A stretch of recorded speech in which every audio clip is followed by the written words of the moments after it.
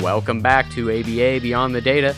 I'm your host, Jay Burton, BCBA, and more importantly, the dad of two boys who just happen to be on the autism spectrum. This show is designed for behavior analysts and those working in the field of ABA who are trying to bridge the latest research to the actual day-to-day clinical practices, and it is dedicated to providing practical solutions to the practicing clinicians out there. Because as we all know, ABA is not just graphs and data sheets and clean mastery criteria. It's about real people, real families, and the real lives our clients are trying to live. And today's episode is one that sits very close to my heart, both as a clinician and as a parent. We are talking about transition skills, not transitions in the broad insurance discharge planning sense. I mean the real life, in the moment, day-to-day transitions that make or break family life. Leaving the toy aisle, walking through a parking lot, moving from one room to another, giving up a preferred item, or getting out of the car and into the store. And for any parent with a child on the spectrum, you know how critical this skill truly is. Oftentimes overlooked, but extremely critical. And I want to start off with a story to just help solidify the understanding of how important this skill is. A while back, we took the boys to the zoo, and if you're a parent of kids on the spectrum, you probably already know exactly where this story is going. You can probably hear the dramatic music building already, because every family has been there, has had this experience. If you have a child on the spectrum, you have had some sort of experience like this. Every child has their favorite exhibit at the zoo, has their favorite part of it. But if you are a child on the spectrum, that is no longer just your favorite exhibit. That is your obsession. That is your love. That is your everything. And for my child, his favorite exhibit is the penguins. And on this day, my child absolutely was loving it. He was locked in on these penguins. He was engaged. He was watching every movement they made. And for minutes at a time, just highly focused, every single thing, every movement he was watching. And as a parent of autistic kids, you learn to love these moments of pure joy that they're having. Only these kids could truly love and focus on these things as highly as they do. And you let them enjoy that moment. You let them enjoy that obsession, right? Because you're a parent, you love to see them enjoy it and love it. And we were there for a solid amount of time. We were, I think, 30 minutes at the Penguins exhibit. But eventually, it was time to move on. The older one wanted to go. My wife was getting bored of staring at penguins. I could stare at them all day long. Me and my son do relate in the fashion of love for penguins, I can say that. But it was in this moment in which we had to go, that our whole day turned upside down. It was no longer about penguins. That's the thing. People on the outside may look at this moment and think, well, the kid just doesn't want to leave the penguins. But that's not really what's happening. What is happening is a breakdown of skills. What is happening is an individual suffering through an immense amount of anxiety as they are being pulled away from something that was truly enjoyable to him, and not having the ability to cope with that, and not having the understanding that what's coming next is just another awesome exhibit. That one being maybe the elephants, right? Something else that he truly enjoys. And now I am on the ground with my, at the time, 2-year-old child, with him in a full meltdown, screaming, crying, throwing himself to the floor, which is the first time he had exhibited this behavior, and me just cradling him in my arms, trying to calculate, what am I supposed to do now? I am a BCBA, a board certified behavior analyst, 13 years of experience, right? I should know the answer. Do I follow through? Do I pick him up and carry him? Oh my God, there's people staring at me, families looking at me. We're literally dead center of the penguin exhibit, one of the most popular exhibits at the zoo. To add to that, this is Houston, not a mild, humid climate, guys. I am sweating. And this went on for a solid 30 minutes, guys, before we were able to finally just move on. And the only reason we were able to move on was because I picked this poor kid up. Not a BCBA move I would have made, but after 30 minutes of this poor guy just emotionally distraught and me doing my best to comfort him and to calm him, but nothing being able to calm him down. Honestly, just picking him up and putting him on my shoulder and carrying him out was the only option I was left with. And right there is why I wanted to do this episode, because transition skills are not a small behavior issue. They are not a throwaway goal you toss somewhere in the treatment plan under compliance and directions and listener responding.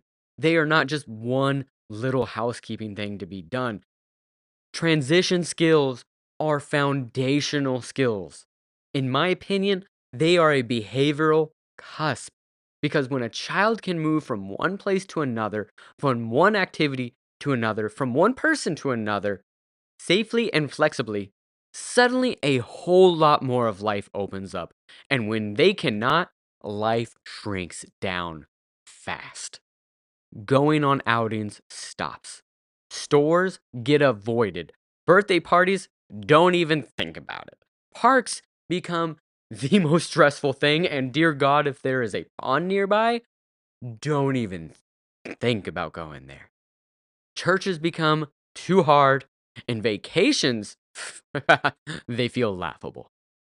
Even very basic daily routines, getting dressed, leaving the bedroom, moving to the bathroom, can start to feel like landmines, like walking on glass. Both of my boys struggled, and the little one, the 3-year-old, still does with these skills. And I cannot overstate how stressful it is for your child to be lacking these skills.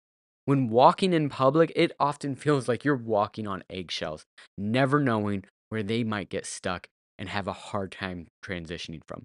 The other day, it was walking past a display of fans at Costco. That was a whole 30 minutes, guys. And I am a BCBA. I know all the antecedent strategies. I know how to respond to these moments. It was still a 30-minute ordeal. I know how to respond and what to do. But when families don't have the support, when they don't have the knowledge of exactly what to do in every moment, they don't just feel stressed. They become isolated. And I really want the field to hear that. Because I think sometimes we as BCBAs unintentionally minimize transition problems. We write things like, client has difficulty with transitions, like that phrase actually means anything. Like, does that even remotely capture the weight and scale of this problem? Because that little line can represent a family that has quietly stopped going anywhere. A family that plans their whole life around avoiding meltdowns. It represents a sibling who gets less time in the community because the family can't risk one more hard transition. It represents a parent who feels trapped in their own house because even leaving it is just too much. So, the big thesis of today's episode is this: if we do not teach transitions well, we are not just failing to reduce problem behaviors, we are limiting a family's ability to live. And I know that's heavy, guys. The thing is, it's also absolutely true. And it's not just the family that loses out, the child loses out too. This is not just about making parents' lives easier. When a child cannot move safely through transitions, the child loses access to so many things. They lose access in the community. They lose access to learning opportunities. They lose access to play. They lose access to peers. They lose access to flexibility. They lose access to the world. And what makes this even more frustrating is that transition struggles are so common that we almost act like they're just part of autism, not really something we need to directly teach with intention. Like, well, of course transitions are hard, and then we kind of stop there. Maybe we put a visual schedule in place, maybe we give 2-minute warnings, maybe we say first then with our best clinical confidence and hope that it magically solves everything at a Costco trip. And don't get me wrong, I love a good visual schedule, but a laminated first then board by itself is not going to rescue a child who has never actually been taught how to give something up, to move away from something, to tolerate delay, to handle uncertainty, and to use communication when they need it. Transitions are not one skill, they are a cluster of skills. They are made up of relinquishing, moving, waiting, following, tolerating, communicating, regulating, and re engaging. And when we treat them like one big blob, we make bad plans. We put in terrible interventions. So today, I want to slow this down, way down. We're going to talk about what counts as transitions, because it is a lot more than walking from room A to room B. We're going to talk about why transitions are hard for many autistic learners. And then we're going to dive into the research and see what actually works for transition skills. From there, we'll also talk about how to assess and properly case analyze these situations. And then we'll talk about the tools BCBAs can actually use to increase transition skills. And finally, we'll touch on safety transitions, such as through parking lots and walking in public spaces. And at the end of this episode, if it goes the way I'm hoping it does, you will walk away thinking not just, yeah, transitions matter, but that they are a foundational skill for the vast majority of other skills that we teach upon. Now, before we dive any deeper in today's episode, let me take a moment to do a CEU reminder. This show is ACE approved to provide CEUs, and this episode will also count as a PDU for you RBTs out there. Here's how it works. After listening to the episode, you'll head over to aba-ceus.com, find this episode under the Get CEUs tab, and answer 5 questions about the content. You can even miss one and still pass. So, no more chasing random keywords through the episode like it's some weird little scavenger hunt while you're driving down the highway. I've never done that on other shows. Much cleaner, much more based on actual learning and in line with the BACB's most recent requirements.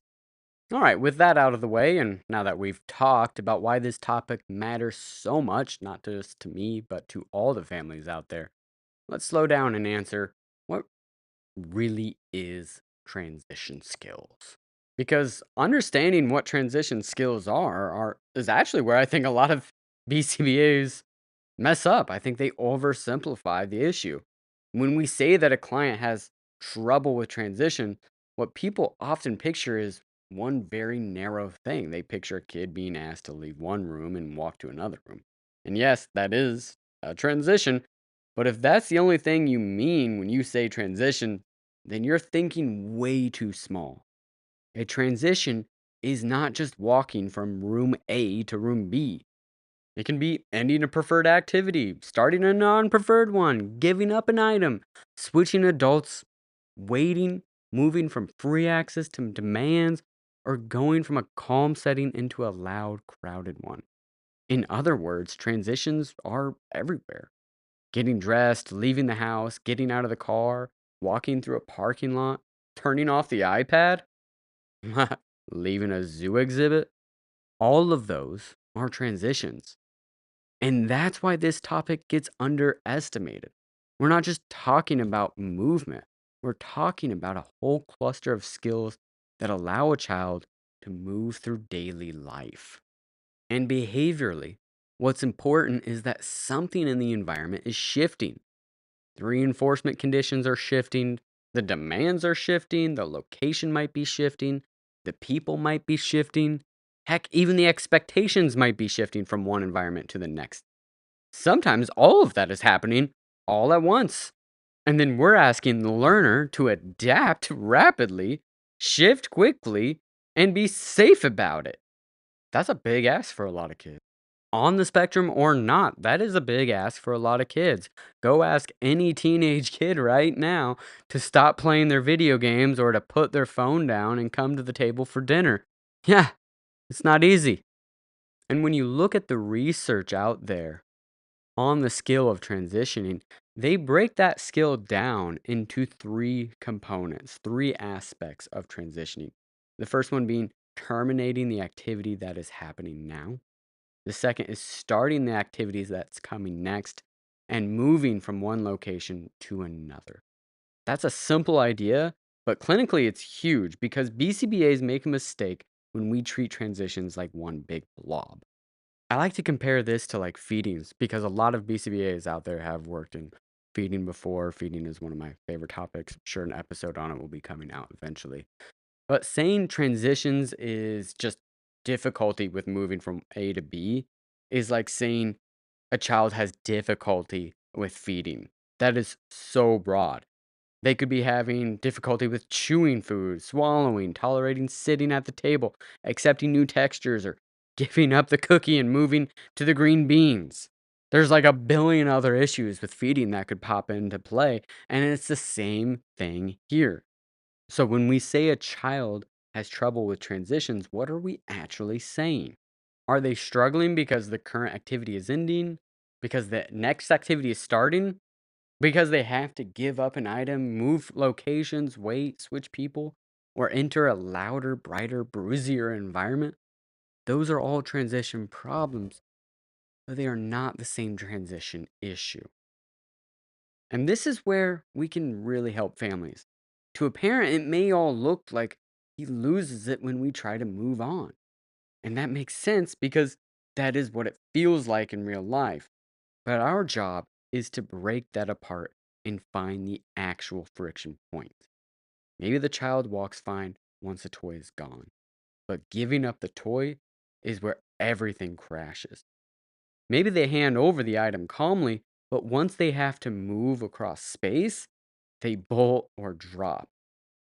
Or maybe they move fine, but the second they arrive at the threshold of the new room or the next location, it triggers a behavior. That is why the question is not whether the child dislikes transitions. The question is which part of the transition is doing the damage. Because once you answer that, the intervention changes. If the issue is losing the preferred item, well, teach relinquishing and delayed return. If the issue is movement, shape walking and build distance gradually. If the issue is the next task, make the task more doable and better reinforce.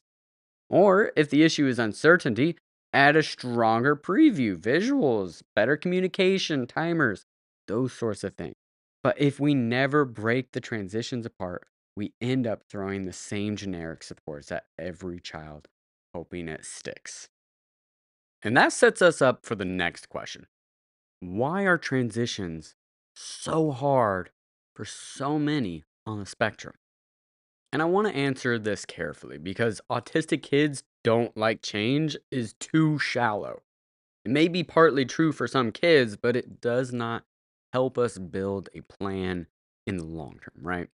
And I think there are three layers to it. The first is the behavioral layer. Transitions often involve real loss. The child may be losing reinforcement. They might be giving up a preferred item or moving away from a preferred place or waiting longer for what they want. And when you say it plainly, it stops sounding mysterious, right? If someone walked up while you were doing something you enjoyed and said, hand that over, stand up, and come do this much harder thing, you're probably not going to be thrilled about what's happening, right?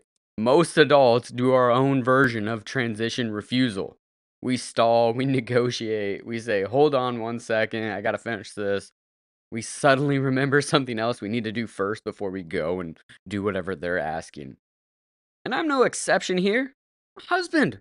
One of the major roles that job has is finding ways to delay the work you're supposed to be doing. I can tell you, I can stuff the trash can down further and further and further to delay actually taking it out. And I always say, hold the children that we are working with to the same expectations as what the real world has. But sometimes that means that delays are going to happen. No child out there is just perfectly complying and transitioning 100% of the time. That is not a real thing. They say 1 more minute and 10 goes by. They say, let me finish this round on the game, or let me get to the save point. Just kidding. I don't think games have save points anymore. I'm pretty old, so they'll probably say, I'm playing online. Let me finish. So, really, the behavioral layer is nothing to do with autism. It is just a fact of life, regardless if you are 18 months or 81 years old. Transitions can be difficult. Okay, and the second layer is uncertainty. One meta analysis I reviewed for writing up this episode looked at intolerance of uncertainty and anxiety in autism, and the connection was strong. That matters because many transitions are uncertainty moments. The child may not know what comes next, or how long it's going to last, or whether they can come back to what they're doing right now. And that packs a lot into one moment. So instead of just saying, he's being non-compliant, which let me tell you right now is one of my least favorite words that I've heard in the field for two reasons. One, it doesn't pass the dead man's test. A dead man can absolutely be non-compliant. They just lay there. Get up, dead man. He still lays there. That's non-compliance technically, right? And second, we don't talk about people like that. We're not like, that's non-compliant. Why are we talking about kids like this? Sorry, all right, let me focus. But we can recognize that some transitions are loaded with dread because the child does not have enough information to understand what's happening in their environment. Okay, and then there's the third layer, the real world layer. A lot of transitions get harder because adults accidentally make them harder. Not because us parents are bad, not because staff are lazy, but because life moves fast. We prompt too quickly.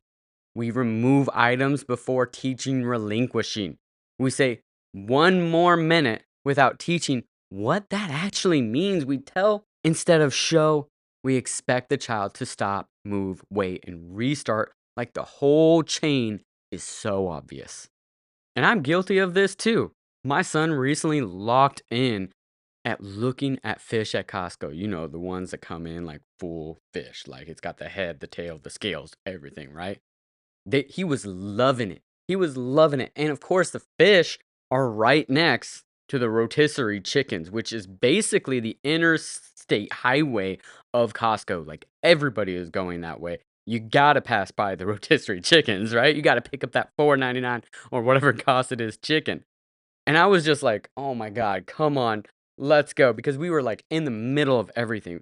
Because I did not expect to get stuck on fish. I was like, "Oh, look, fish," and he is obsessing over this. He's like, "Fish, fish, fish," and it's adorable, and I love it. It's so sweet, it's so cute, but at the same time, we are blocking so many people. And what am I gonna do in this moment? Am I gonna just pull out the timer and be like, "You got 1 more minute of poking the fish. You've got 1 more minute." No, I'm blocking a whole aisle. People are upset, like, they are expecting me to move.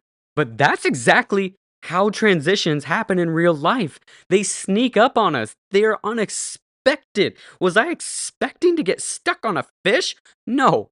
I had no idea that that would lead to a full meltdown as I was pulling the poor guy away and having to use edibles and distractors and so many things to get him calm and back to baseline. Like, guys, real life is not as easy as in the clinic. And honestly, that makes me think of one more layer that should be added on top of this, which is the sensory layer, such as going from a quiet bedroom to a busy kitchen, or from the car to a hot parking lot, or from a nice, calm, beautiful car ride with the windows down to Costco where it's a billion people, overstimulation, you've got lights, you got all of these things, especially on a Sunday. Like that can cause some serious shifts in your environment, right? Like those are some serious shifts and can definitely lead to overstimulation or at least this feeling of sudden and rapid change that feels uncomfortable. Not just to these little guys, not just to those with on the spectrum. I feel uncomfortable in those rapid transition changes, right? So no, we can't just dumb this down as saying like kids on the spectrum hate change. I think many of these kids are being asked to do something genuinely hard, often with multiple hard pieces, multiple hard layers packed onto itself. Loss of reinforcement, demands uncertainty, sensory overwhelm, weak communication, and no clear teaching history for how to relinquish or wait or move from environment to environment. That is a lot, guys. And understanding that difficulty helps us shift away from why won't this child just move toward what is this moment requiring and which part of this do we need to work on and make more doable for this child? That is a much better clinical question. So let's talk about what the research actually gives us here. Because this is not a fluffy side topic. This is a real ABA substance issue here, guys. And I think we can make a bigger difference for families than we sometimes realize. If I had to point to one paper that frames this well, it would be a paper by Dr. McCord. And what I like about this paper is that it forces us to stop treating transitions like one giant vague event. It stops us from saying things like, this child has trouble with transitioning. Like that tells us enough. It obviously doesn't. The paper pushes us to ask, what part of transitions is the actual problem? Sometimes the hard part is stopping what the child is doing. Sometimes it is starting what comes next, and sometimes it's the movement from one place to another. And sometimes it's a combination of all of those things. And that distinction matters. Two children can both look like they hate transition, but one may be trying to hold on to the preferred activity that they're engaging in, while another may be trying to avoid the task waiting on the other side of that transition. Same broad complaint, maybe the same looking meltdown and tantrum and flopping to the floor, but very different treatment plan and approach is necessary. And they point out that a lot of the common transition supports are still useful, such as advanced notice schedules, first then boards, high probability sequence, predictability supports. I use them. Most of us do, but they are not the whole answer. If the issue is uncertainty, then yes, predictability, such as through a schedule, may help. If the issue is losing access to the preferred activity, we may need to teach relinquishing or delayed return. If the issue is the next activity being aversive, then that post transition task has to be part of the plan, and desensitization or pairing it with positive stimulus needs to be occurring. So the point is not what is the best transition trick. The point is slow down and analyze the moment. That is the point of the research that is out there on transitions, which perfectly ties into the next section, assessing before intervening. Before we jump into strategies, before we talk about what we can do, we need to pause for a moment and talk about assessing transition skills. Because this is where a lot of us go wrong. We skip this step, and that is a critical error. We see the child drop and cry and run and grab and refuse or scream during a transition, and we immediately start throwing strategies at it. We try timers, then visuals, then a first then board, then a countdown, then maybe we tell the staff to follow through more consistently, and it's all about compliance and force the follow through, physically prompt them, and all that unnecessary and probably questionable stuff that we sometimes throw at these things. And sure, sometimes it helps, right? But if we have not assessed what is actually happening, we're just taking guesses. We're just throwing noodles at the wall and hoping they stick. And guess what? That doesn't do any benefit but cause harm to the child and slow down the success rate. Again, you could have three kids who all drop to the floor and all engage in tantrum behavior. The behaviors look the same across all of the kids. For one child, the problem is leaving the preferred toy behind. It has nothing to do with the next activity or even the transition itself. For another child, it's the next activity. They know what comes after playroom. They know that table work is coming up, and they do not have any desire to do it that day. And for another one, it might just be uncertainty from anxiety, from stress, from not being able to control their environment. Same topography, same function, really. Escape from relinquishing an item, escape from the next activity, and escape from uncertainty, but completely different problems. And if we use the same intervention for all three children, we miss the point. So when I assess transitions, I want to know the sequence. What is happening before the transition? What activity is ending? What item or interaction is being removed? What language does the adult use? Is there a warning? Is there a visual? Does the child know what is next? And what happens when the child does resist? Does the adult delay the transition? Does the child get more time? Does the adult pick them up? Does the item come back? That sequence will tell us a lot. And I also want to know whether the transition problem happens across all transitions or only certain ones. Because across all transitions is actually pretty rare once you look closely. It may feel like all transitions because the hard ones are loud and stressful, but when you observe carefully, you may notice that the child transitions beautifully to outside or snack or sensory room or to iPad. The problem shows up when transitioning away from those things, or when transitioning toward demands, or when transitioning through specific hallways, even. Those data, those patterns matter. If a child transitions easily toward preferred activities but struggles away from them, that tells us something. If a child transitions fine when they can bring the item but falls apart when the item has to stay, that tells us something. And if a child transitions in the clinic perfectly like an angel, but parents are reporting it's like hell in the community, then guess what? You bet that tells us something. This is why I want BCBAs to stop writing transition goals from memory only. Go watch it. Stand there during the transitions. You jump in, you run the transition. Watch what actually happens. Watch the transitions from play to work. Watch work to play. Watch the relinquishing of items. Those observations are not wasted time. That is the assessment.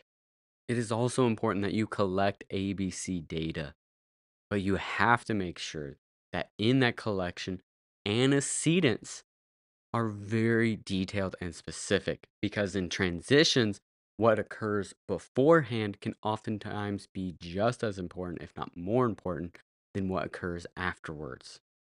I cannot tell you how many times I have stepped in to support on a case where a staff member says, well, I just can't get them to transition to X, Y, and Z, to whatever location.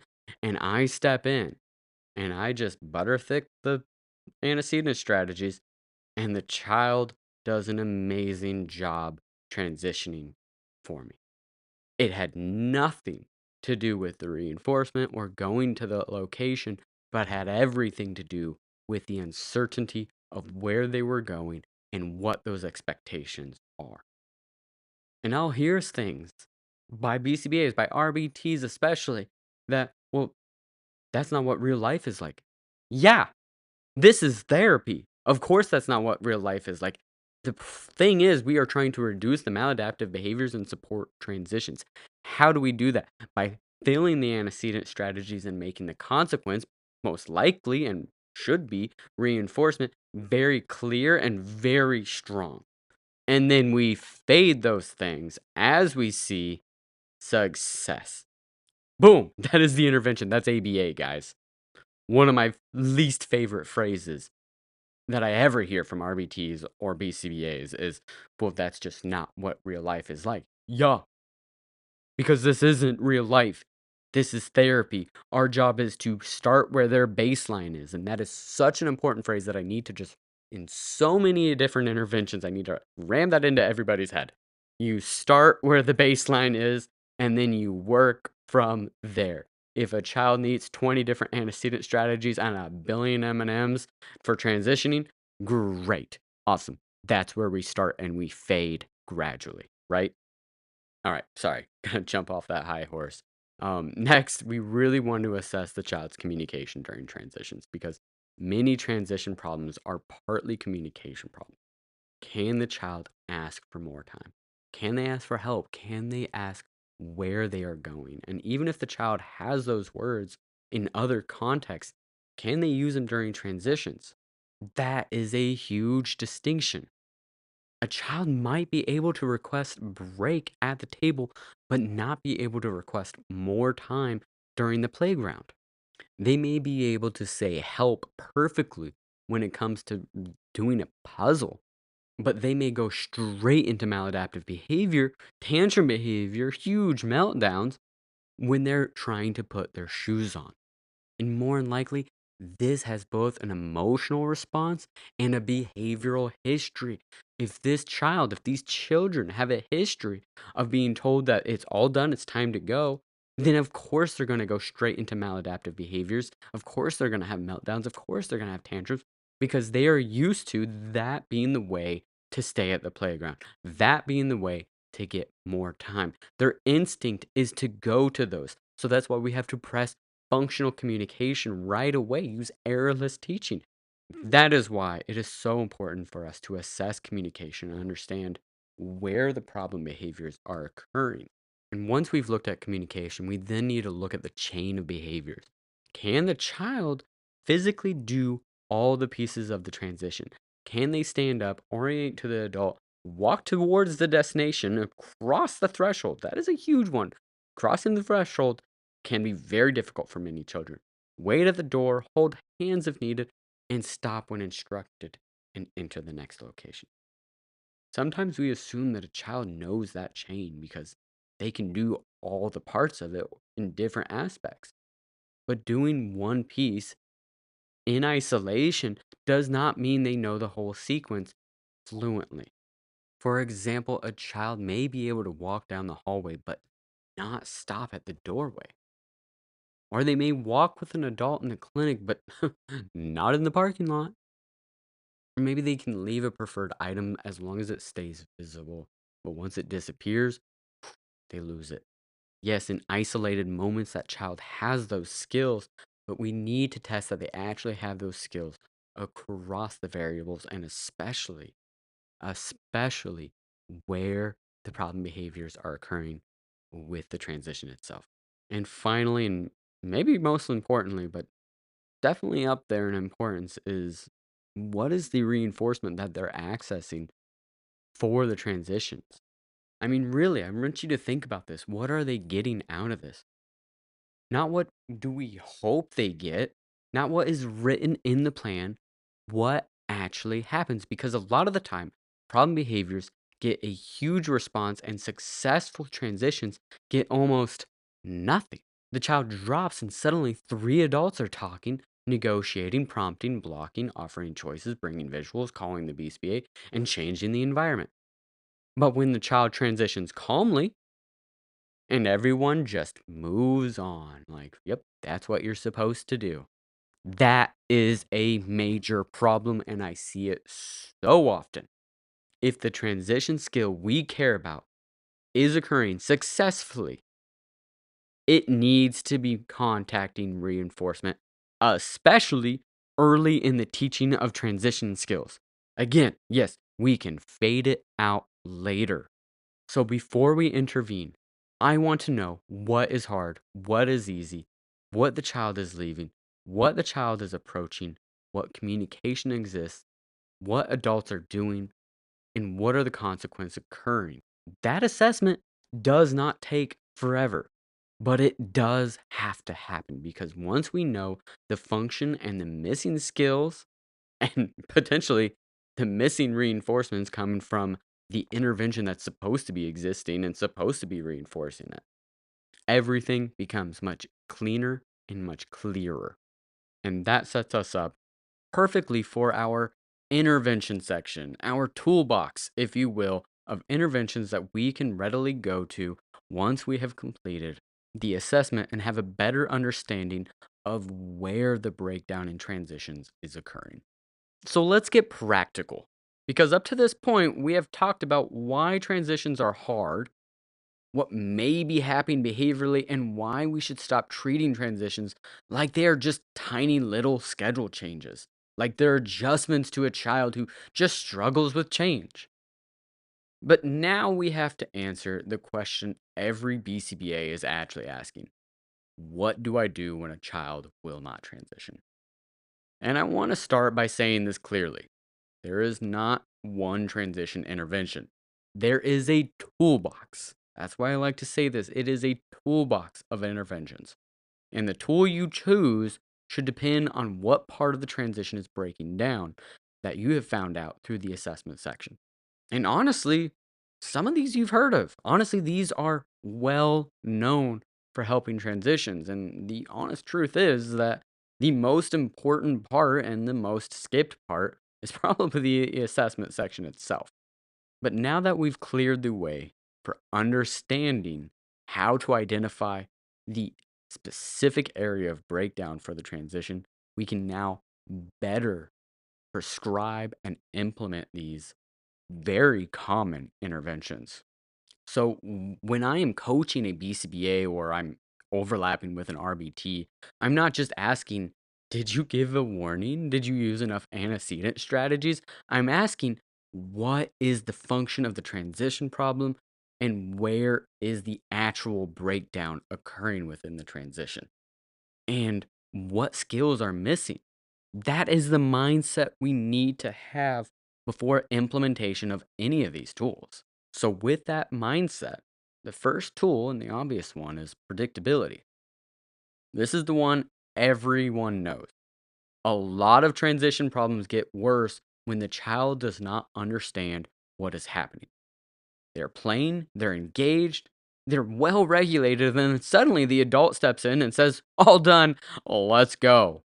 From the adult's perspective, that may seem completely reasonable. We have a schedule, we have places to be, we have to give directions, we have to move on. But from a child's perspective, something good just disappeared and you took it from them. Something unknown out of nowhere shows up and takes away their joy. If you will, it is a joy kill. And that is where these systems of predictability come in place, whether it's a visual schedule, a first then board, our countdowns, our timers, transition schedules. One of the RBTs recently just showed me an app with a little mouse that's eating apples, and at the end, he eats cheese. And that's the timer. And I freaking love that one. I've been using it at home with my boys, and they honestly just get distracted about what they're doing and just focus on the timer. But that's neither here nor there. But these are very helpful tools. The thing that is oftentimes missed, though, around these tools is the language aspect. Too many BCBAs just slap on a timer, just slap on a schedule and say, end of that, all done there. But a timer, a schedule, all of this means nothing to a child unless they have a clear understanding of what it's saying. And for our higher language understanding kiddos, this can mean just simply explaining what will be happening at the next location, right? Talking about what these pictures of the kitchen mean. Yeah, you've shown them a picture of the kitchen, but what are we supposed to be doing in there? You prime them. Hey, next is coming up snack. We've got blank and blank and blank. And remember, we're trying out for the first time bananas, whatever the feeding target might be for that specific room and setting expectations, right? We're going to sit At the table, we're gonna have nice hands, and remember, if you have nice hands for the whole time period, you get whatever that reinforcement is, you get to play with toys afterwards. Priming the kids is so often missed when we bring in these tools to help the children support and transition. All you're really doing is showing them a picture of the next location, but it is important that you provide language and priming with these visuals, that you're not just relying only on first then statements or first then boards or visual schedules to walk the child through it. That alone does not work. You need to give them an understanding of what they're doing. And again, that's easier for higher language kiddos who have better understanding of communication. For children that are struggling with communication development, that are maybe on a lower level of the VB map when it comes to communication scores, or maybe they're just younger and they're newer to ABA. We need to think outside the box. And I've seen some amazing things by BCBAs out there. One that I've loved implementing myself is that I will actually show the child with the picture of what will be occurring in the next location. So, if, for instance, if the next picture on the schedule is the kitchen time one, where we're going to snack. Well, perfect. I will actually pull out snack, a plate, and maybe a spoon if that's needed for the lunch that day. That helps the child understand what they're doing. Yeah, is that a little extra work? Sure, but it's like 30 seconds of extra work that you're doing to avoid a terrible meltdown and a negative mark on their transitions. Again, I cannot tell you how many times I have gone into a session and just provided, alongside the visual supports that we have, additional communication, whether or not that be actual verbal statements, me priming them vocally for what's going to be happening in the next location, or showing them what we're going to be doing, pulling out the work card so that they understand what is happening and what is coming up. Visual supports, not just in isolation, but actual communication about what is happening and coming up next allows for predictability in the child's environment and better understanding of the world, and gives them a feeling of control and calm. The second tool is teaching relinquishing. This is one of the areas I think we overlook. We say the child has transition problems, but sometimes what we really have is a relinquishing problem. They're not only being asked to walk to the next place, they're being asked to give up the trains, to leave the iPad, or stop watching the fan. That's my son. Or walking away from the playground. Also, actually, my son. Or leave the toy aisle, right? All of these things is a relinquishing of what they are engaging with and what they are enjoying.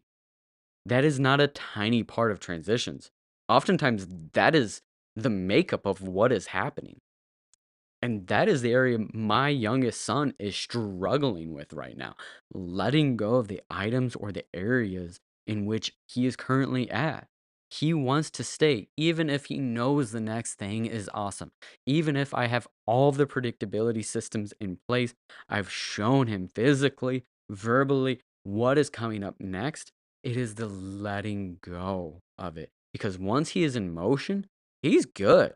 He's good to go, and once he's there, he's enjoying himself. But letting it go, it can be so hard for him. So we have to teach this skill specifically. Instead of only practicing relinquishing in the hardest moments of the day, we can teach it when the child is regulated and response requirement is small. Maybe we teach the child to put the item in a finished bin, and we reinforce after even just putting one item away, or maybe we immediately re-provide access for it with larger gaps of wait time between giving it back, to the point where eventually we just move on from it. Maybe we teach children to hand over items or even make a trade. We can teach the child to move away from items, taking a few steps back, or even teaching them to put it in a special spot. That kind of teaching can completely change the transition, because if the child has learned that giving something up always means it disappears, and that adults always get tense around these moments, Now demands are in place. And of course, they're going to start resisting.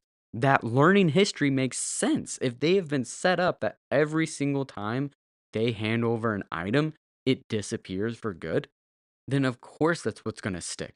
Our job is to build a new learning history, to teach that giving up an item means I get it later, or it means that it's in a special spot that I know about. That is not permissive, that is skill building. And the thing I see a lot of people miss here is reinforcement. Just like teaching anything else that we are doing in ABA, whether it be man training, label training, tacting, right? Interverbal communication, daily living skills.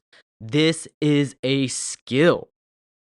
Giving over an item is 1000% a skill and must be reinforced just like any other skill.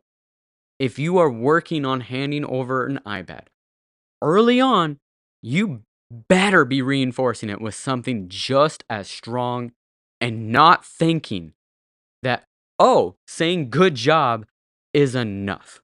If reinforcement does not match the level of work required, you are decreasing the motivational operation to engage in that behavior.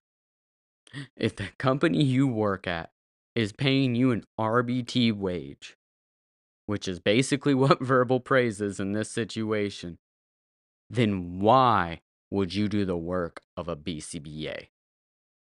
If you are asking a child to hand over the most valuable thing to them, which heck of the time it is, tablet, and all you're doing is saying good job, do you think that matches the actual skill and the actual effort it takes to give that item up? Okay. And the third tool is communication.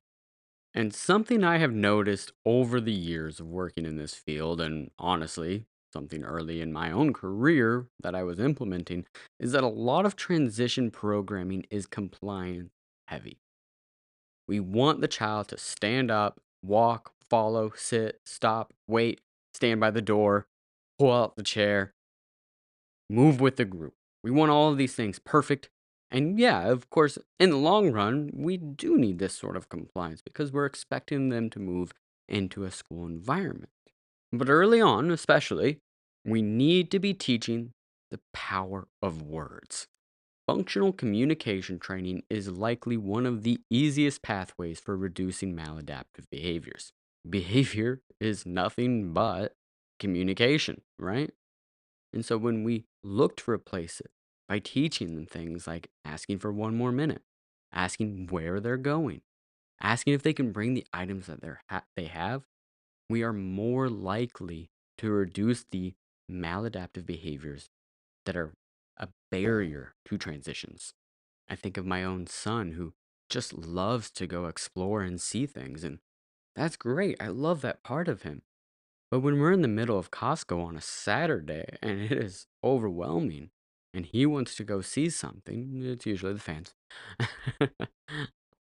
We can't have him just running off.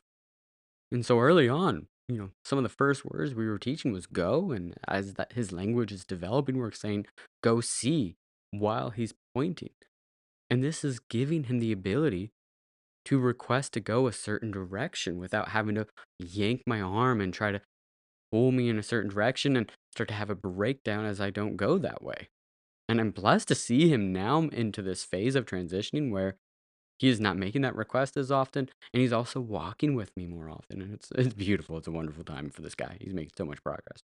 But when we teach functional communication antecedently, we are reducing the likelihood that it occurs in the future, right? If we are responding, don't run, or ask me to go see, it's too late. They're already halfway there. They are seeing and they're getting reinforced.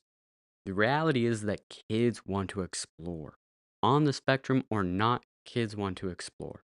But when they lack safety and communication skills, they get held back. Their environment gets restricted because they cannot communicate what they want, and instead they engage in these maladaptive behaviors. Communication gives them something safer to still get the reinforcement that every other child deserves and gets. Okay, and the fourth tool I'm going to pull out of this toolbox is competing stimuli. Sometimes the transitions themselves are just not very enjoyable. They're just not very valuable to the child.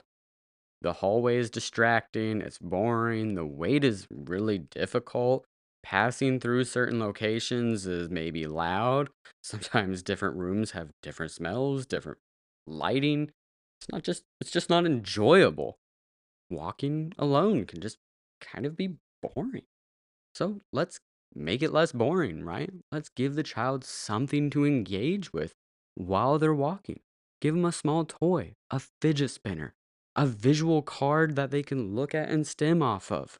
Use the transition songs. Gosh, I got a whole Spotify playlist of different songs for the kids. Give them a little job, something to carry, something to bring with them that you need in the next room. It gives them a little like pride in what they're doing. And parents do this all the time. I do this with my two boys. When we're bringing in the groceries, you bet that I give my boys something to hold on to, a grocery item. It helps me, and it helps them transition inside the house. My youngest one right now, he's quote unquote pushing the cart while we're going to the store. He's not really, but he feels like he is. He's like holding on to it and he's trying to pull it and push it. And I'm congratulating him, like, oh, yeah, you're so helpful. Good job, buddy. If anything, he's kind of trying to steer into people. But that's not the point. It is giving him something to do, something to engage with during the transitions. Transitions can be boring. Being in stores can be boring. Walking through hallways in the clinics and schools can be boring. So make it more enjoyable. All right, and the fifth tool in this toolbox is shaping. Shaping and transitions is everything. And it is even equally important to understand that transitions are not, as we've said 100 times during this podcast, are not a single skill. They are relinquishing. They are standing up. Just following that direction alone can be a huge step forward for a child. It's taking a step towards the area you're supposed to be going. It's walking to the doorway. It's walking through the hallways. It's walking through parking lots while holding an adult's hand, which is a huge skill. So expecting a child to make perfect transitions day one is just unrealistic. So we need to set goals that are systematically, progressively increasing as the child's skills start, but you need to start at baseline and slowly grow with the child. As they are making progress, the skills get harder. Maybe it's transitioning from preferred to preferred, right? Maybe it's transitioning from just 3 feet while holding hands. And yes, I have started there because holding hands for many children is extraordinarily difficult. Every single one of my 6 and younger clients at my clinic have a holding hands target. We also transition without holding hands, but it is important that they maintain that skill because the reality is, I'm not letting go of my kids' hands in the parking lot. And if they're pulling throughout the store when they don't understand the directions that they're supposed to be going in and easily distracted because they're kids, they need to maintain that skill of holding hands, right? And so shaping these sorts of behaviors over long periods of time is critical. Do not just push transitions to the maximum right away. And as you're shaping, that also means that you're breaking them down into their components so that you can work on each piece on where that specific skill is at. And I think the big thing to hear from all of this is to stop relying on warnings. Yes, I use warnings. I use timers. I use countdowns. They can help, but warnings are weak if everything after the warning is still hard. A warning does not teach relinquishing. It does not teach asking for more time. It does not make the next activity valuable. It just tells the child when the hard thing is coming. Use warnings, but pair them with teaching visuals, with communication, with strong reinforcement, shaping, and consistency. That is the difference between managing a transition managing and responding to maladaptive behaviors, and teaching transition skills. We do not want to just survive transitions. We do not want to just be reactive. We want to be proactive. We want to teach the skills that make them easier, safer, and more independent over time. Okay, and moving into our final section, some transitions are frustrating to deal with. Some can kind of get under your skin, some are honestly annoying, but some are seriously dangerous. A child crying because the iPad is finished can be hard to deal with, sure. A child dropping when it's time for group can disrupt the whole schedule, can disrupt the whole clinic, can disrupt the whole classroom. But a child bolting into a parking lot is different. A child bolting towards a body of water is different. Those are not just transition problems. Those are some serious safety concerns. And if transition difficulties show up in parking lots, sidewalks, public spaces, or at drop off from the bus or drop off at school, then transitions, especially transitions around safety skills, need to become a core clinical target, not a side goal. They need to become core and dealt with immediately. It needs to be, it has to be one of probably the first thing that you are targeting when the client starts ABA service. For families, when they are having these concerns in the home environment, this skill sets apart feeling trapped in their home environment because they cannot go anywhere else without fearing for the safety of their own child. And I am blessed to have known these skills before I had kids on the spectrum. Because thank God I was able to work on it right away because both of my kids were elopers. But I can tell you the immense amount of fear that you have when you look away for just a second because you dropped something or because you're trying to get the other sibling out of the car and they are not exactly where you thought they were, and you're half panicking because you thought they eloped or maybe they began to elope and I was able to grab them beforehand. Guys, it is terrifying. My older one, thank God, has gotten past this, but my younger one is still in this phase, and we're still working through elopements. And let me tell you right now, when we are in public, there is not a moment where I feel relaxed. I am constantly on guard when I'm with this child out in public. And every single parent meeting, I am always talking about how are transitions going? What are you guys doing? We need to be pushing this harder. I feel like a broken record, but I really need my son's BCBA to understand that it is critical that we focus on this target. And specifically for parking lots, we need to teach a whole lot of different skills. We need to teach stopping before stepping off the curb. We need to work on holding an adult's hand. We need to work on walking next to the caregiver, staying within a certain distance, and waiting when exiting the car. And we cannot just be relying on teaching these as rules, right? We have to actually be practicing this. All of my clients work on transition skills that are classroom appropriate. So, walking in lines, walking next to their teachers, but they also work on holding hands, following safety directions in the clinic, and walking for a long distance. And in situation assessment matters. If a skill can only be done in the clinic setting, that is not good enough for this. We need to be running this in parking lots. And I know that a lot of big companies don't like this, but we have to work with the kiddos on this skill set. We do community walks with our kiddos, and we just walk the parking lot. We just walk around the clinic. This isn't that hard to do, guys. You can take a 10-15 minute walk around the clinic, get some fresh air, and walk back. That's all we need. We need to work on the stopping, the looking for cars coming. We need to make sure that they're following safety directions. Of course, after we have already practiced this in the clinic, we need to see 1,000%, just kidding, 100% perfect before we move it into the actual environment. But this has to be practiced out in real life, guys.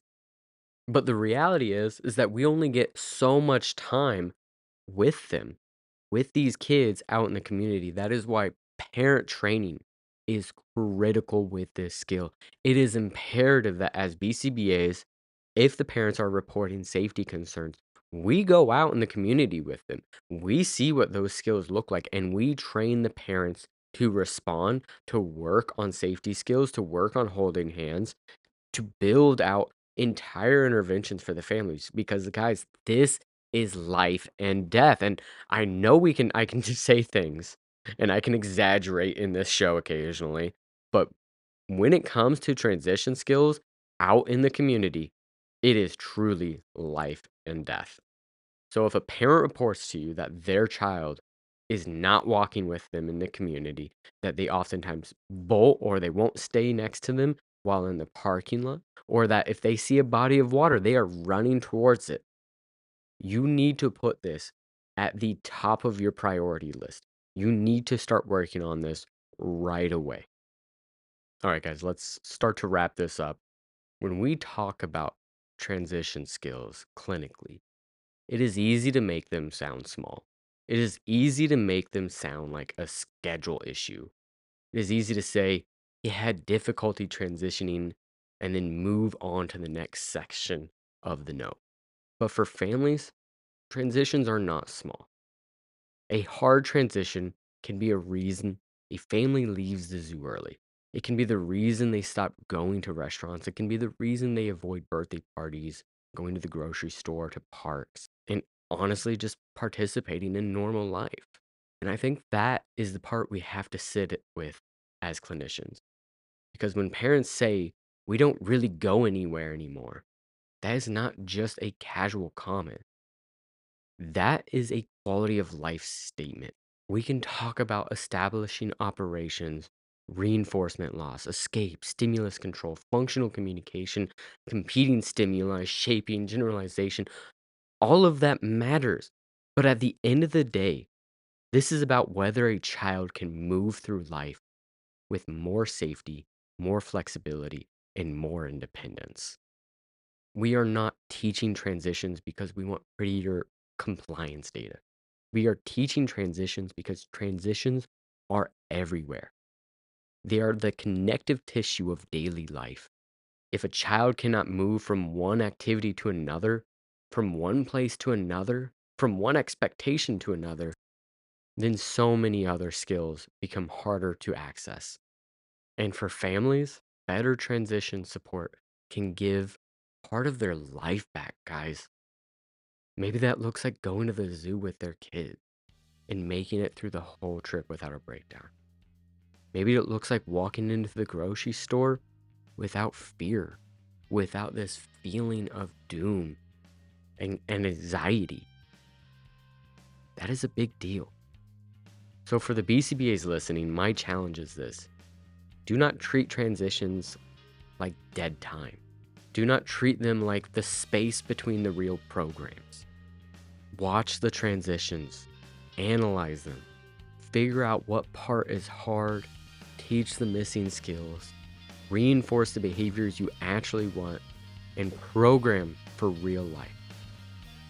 And when safety is involved, take it seriously from the beginning. Because if we all do this well, we are not just reducing problem behaviors. We are expanding the child's world. All right, guys, that's all we have for our show today. If you are listening for your CEUs, you can get your certificate through aba-ceus.com. Go to the Get CEUs tab, find this episode, and follow the instructions from there. And if this episode made you think of a client, a family, or a staff member that needed better understanding of transition skills, share this episode. And if you like what you heard today, leave a review. It really does help the show grow. And thanks for spending this hour with me and for the work you're doing with the families and children we serve. I'm Jay Burton, and as always, thanks for going beyond the data. Bye. See you next time.